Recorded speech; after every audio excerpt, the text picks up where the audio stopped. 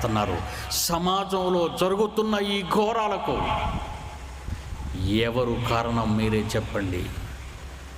ఒక తండ్రి తన తల్లి తన బిడ్డ అందంగా ఉండాలని ఒంటి నిండా గుడ్డలు కప్పాలే కానీ శరీరంలోని ప్రతి అవయవము కనిపించాలని దుర్మార్గులు బజారులో తయారు చేసిన వ్యాపారవేత్తలు వాడు ధనార్జనే ధ్యేయంగా పెట్టుకొని రకరకాలైన ఫ్యాషన్స్ తయారు చేసి ఆ బట్టలు ఆడవాళ్ల మీద ధరింపచేస్తే ఆ బట్టలలో నుండి విలువైన వారి అవయవాలు కనబడుతుంటే ఏ మనిషి ఊరుకోగలడు మీరు చెప్పండి.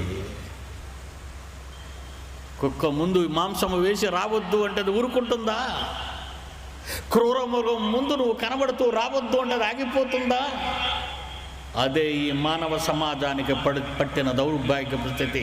దీనికి సంబంధించిన అనేక పాపాలను నేర్పే పాఠశాలలుగా సినిమాలు తయారయ్యాయని మీరు ఒప్పుకోక తప్పదు. ఒక నటి ఎలా ఒళ్ళు బయట పెట్టుకుని డ్యాన్స్ వేస్తుందో, ఒక నటుడు ఎలా తన ఒళ్ళును బయట పెట్టుకుని అసహ్యంగా డ్యాన్స్ వేస్తున్నాడో గుర్తించుకున్న ఈ చిన్ని వయస్సులోని బిడ్డ తన మనస్సులో ఏమైపోతుందో ఎవరైనా ఆలోచించారా? సమాజాన్ని పాడు చేసేవాళ్లే వీళ్ళంతా. నిన్ను నన్ను నీ కుటుంబాన్ని నా కుటుంబాన్ని సర్వనాశనం చేసేది వీళ్ళే. ఆలోచించండి. నాకు వాళ్ళ